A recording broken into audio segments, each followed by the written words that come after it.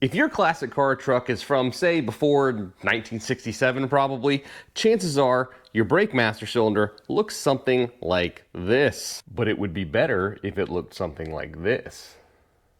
There are lots of ways you can make this change, but it doesn't have to be complicated. We're going to talk about how you can do it quickly and easily with parts that you just go get from your local parts store. What's up, everybody? I'm Jeremy. Welcome back to Catfish Motorsports. I had knee surgery about a week ago, so I can't really be working on cars very much until I can get rid of these stupid things. But I still want to be out here trying to help you guys. So I want to talk about how you guys can get rid of those old single pot suicide master cylinders that a lot of old cars have. I've actually done this before, but it's in a big long video on my 62 Cat here. And I know not everybody wants to watch a 50-minute video about brakes. While I encourage anyone to, especially if you have a similar car, a lot of the strife in that video was really about adapting more of a universal hot rod brake booster, and it's just not going to be applicable to everybody. So the goal here today is to show you how easy it is to change your single pot cylinder to a basic dual master cylinder in just a few minutes. So just how easy is this change? Well, you really only have to compensate for one new line. That's pretty much it. So here's my dual master cylinder swap that I did in this car. This is nothing special. This is a Dorman unit that I bought from AutoZone down the street. It is a square body C10 master cylinder. Now I still have four-wheel drum on this, but I plan on going to discs in the future, so this is a disc drum brake kit. I'll let you in a little secret. It really doesn't matter overly much. The brakes don't really care what size the reservoir is, and that's mostly all the change is here. So if you know you're sticking with four-wheel drums, by all means buy a four-wheel drum master cylinder. But you can also put a disc master cylinder in. The brakes don't really care where they get the juice from as long as they get the hydraulic fluid. So here's your original style master. It has a single line coming out because it only has a single pot. That line originally is going to run down to a distribution block. Every car is going to have one of these. That distribution block is going to split two lines, one each, to the front brakes. Then it's going to split a single line to your rear brakes. That one's usually going to be bigger. It's probably going to be quarter, where the front ones are going to be 5/16 lines. So here's all you have to do.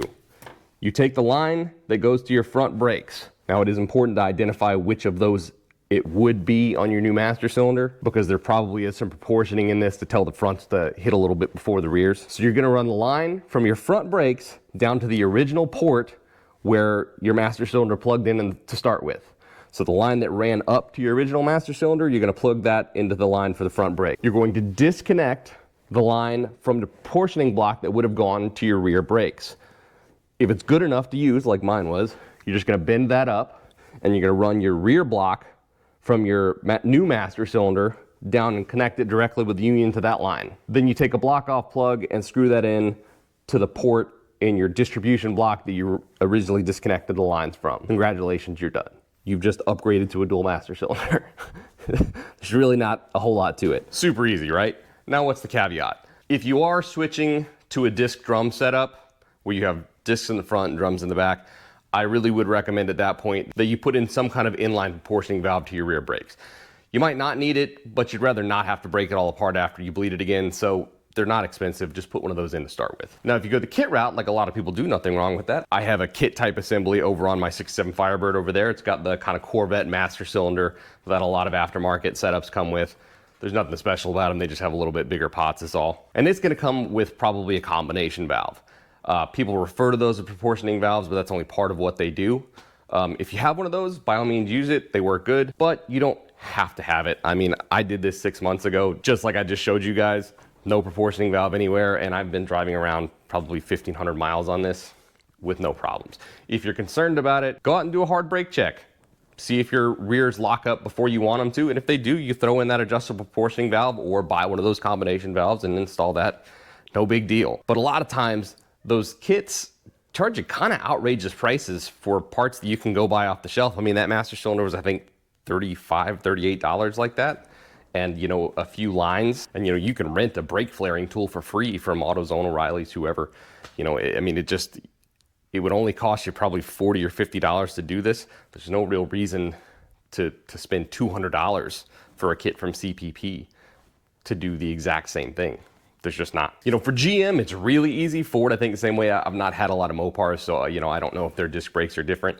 But you're really only parameters that you have to think about when you're selecting upgrade master cylinder is the piston bore diameter in the master cylinder. You'll get some differing opinions on these, but generally speaking, it's 1 1/8 for power brakes and 1 inch for manual brakes. I personally think 15/16 is the real sweet spot for a manual brake setup. That's a little bit harder to find, but they are out there, you can find them. And then the other thing is going to be whether it has a deep or a shallow bore in the back of the master cylinder. You know, you have some that are like the pocket's like 1 inch deep, and the other one, you know, there's almost nothing there. It's just an indentation where your linkage would go from your actual brake pedal assembly. Usually what you'll see is the shallow ones are for power assemblies like this with a brake booster, and the deep ones are for manual assemblies. There is a little differentiation there, but that's kind of generally speaking what your difference is. You know, that's it. You got 2 parameters. One last pro tip before I let you go on this, because you are going to be bending up some of your own lines, and honestly, even if you buy a kit, I almost guarantee you're probably going to have to buy another union, do something with the lines. They never work directly out of the box. So something that'll really make your life a lot easier, spend just a little bit extra money and buy nickel copper or NiCop hard line to do this with, because it's going to be way easier to flare those lines with, you know, available home kits, especially if you're renting a tool that's probably been beat on and hammered on, than it would be if you were using just straight up steel lines.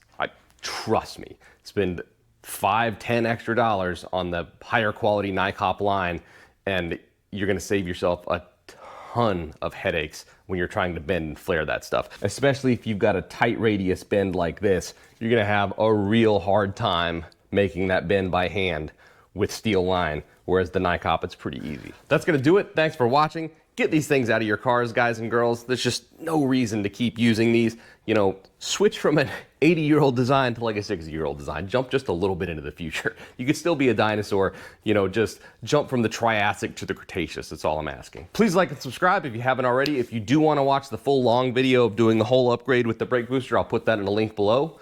We'll see you next time.